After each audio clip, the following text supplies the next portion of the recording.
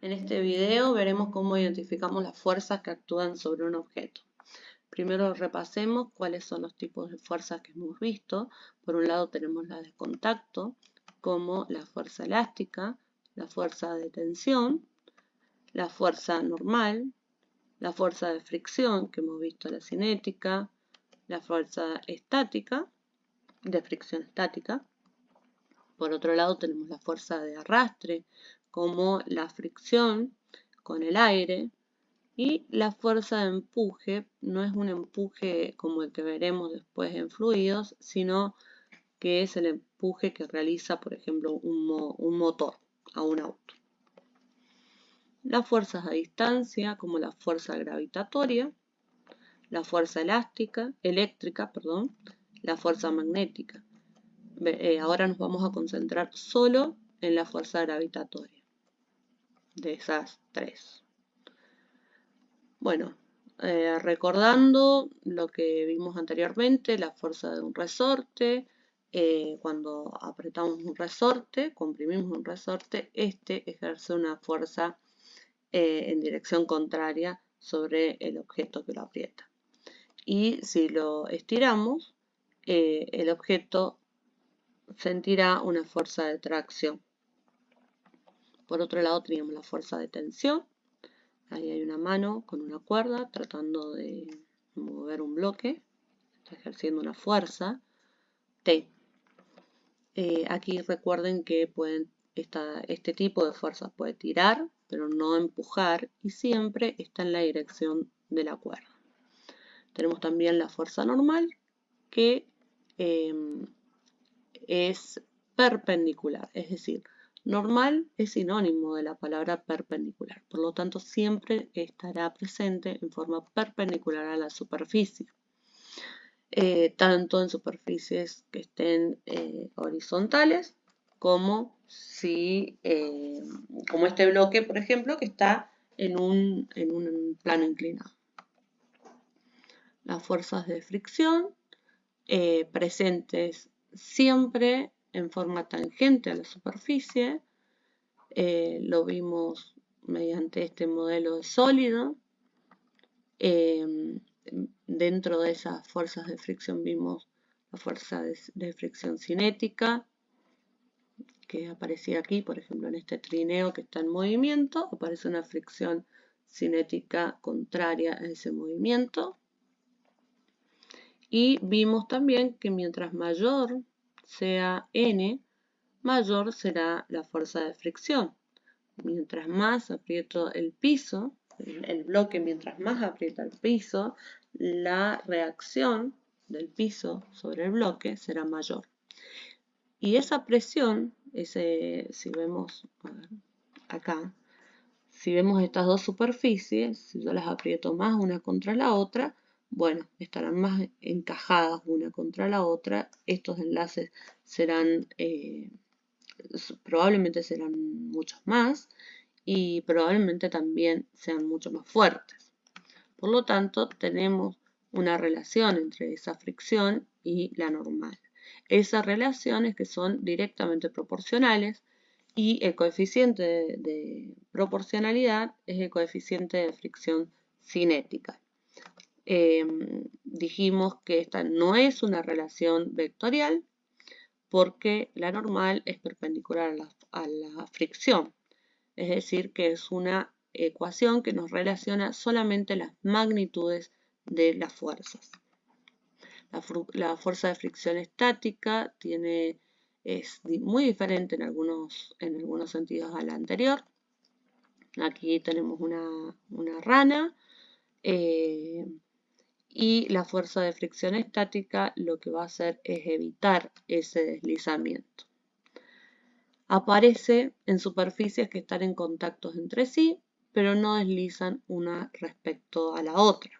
Por ejemplo, si está esta rana con el plano inclinado, ambos estuvieran dentro de un auto y ese auto se está moviendo a velocidad constante, seguiría la fuerza de fricción que siente la rana seguiría siendo la misma, por una fuerza de fricción estática. Está bien, porque aún así no habría deslizamiento entre la superficie de las patas de la rana y la del plano inclinado.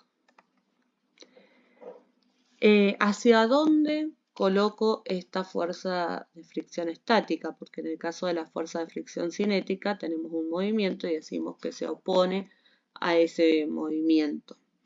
En este caso no está quieto, entonces no sabemos, no podemos ver tan simple hacia dónde se dirige la fuerza. Lo que tenemos que pensar es en esto. La fuerza va a contrarrestar, ¿está bien?, el movimiento que tendría el objeto de no existir, si no existiera la fricción estática. ¿Está bien? Por eso acá en este cartelito hemos colocado contrarrestará la fuerza que intente deslizar el cuerpo por una superficie. Entonces, si esa fuerza, por ejemplo acá, la rana, si la fricción no existiera, deslizará hacia atrás. ¿Está bien? Entonces, la fuerza de fricción sí o sí tiene que contrarrestar esto y estará hacia adelante. En la magnitud también, ¿no?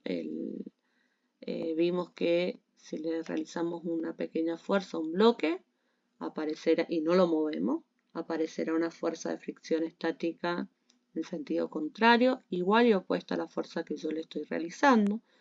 Si ahora realizo una fuerza de tensión mayor, a ver si lo puedo marcar, una fuerza de tensión mayor, no.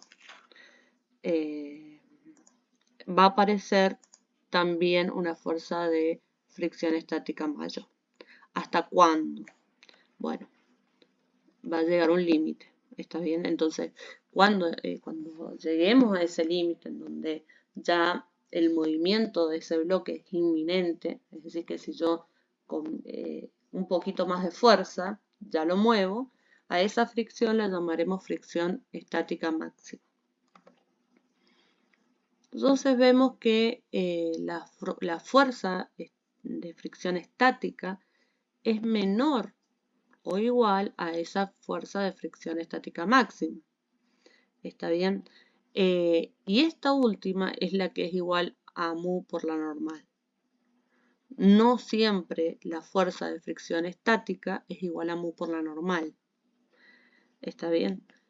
Entonces, en muchos problemas, cuando queramos encontrar cuál es la fuerza de fricción estática, hay que tener ese cuidado y no colocar mu por la normal, sino que a veces la fuerza de fricción estática será una incógnita a resolver.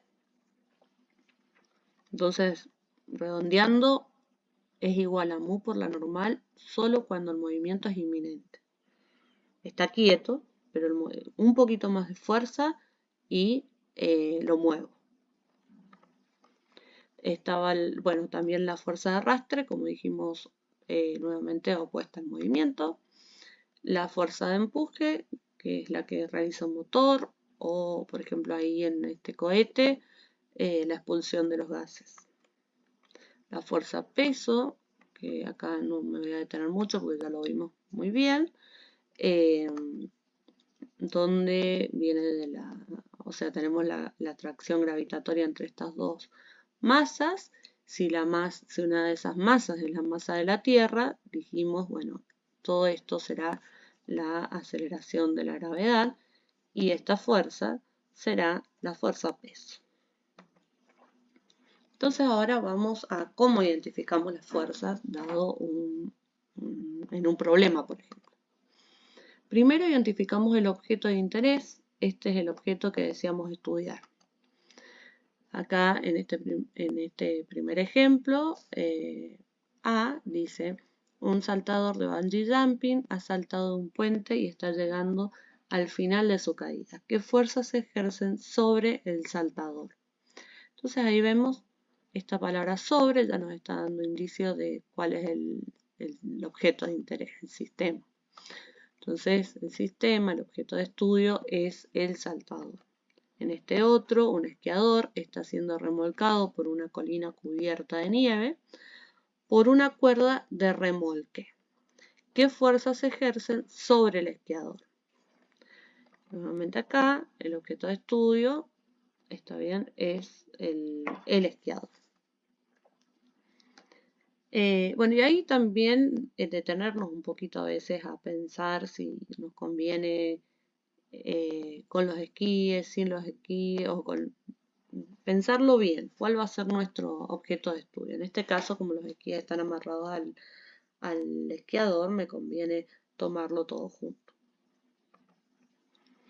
Hacemos un dibujo de la situación que muestre el objeto y todos los demás, como cuerdas, resortes, superficies que lo tocan. En este caso, entonces hacemos el dibujo del saltador con una cuerda y hacemos el dibujo del esquiador. Ahora dibujamos una curva cerrada alrededor del objeto, así, de esta manera, y nos va a interesar todo lo que esté dentro, no lo que está afuera. Nos vamos a concentrar en todo lo que está dentro de esa curva. Ubicamos entonces cada punto en el límite de esta curva donde otros objetos tocan el objeto de interés. En este caso, está en contacto con la cuerda. A ver, acá tendremos contacto con la cuerda y acá tendremos el piso toca los esquíes. ¿Está bien? Entonces, estos puntos son donde aparecerán las fuerzas de contacto. Luego nombramos y rotulamos cada fuerza de contacto que actúa sobre el objeto. Hay al menos una fuerza en cada punto de contacto. Puede haber más de una. Si es necesario, usamos subíndices para distinguir fuerzas del mismo tipo.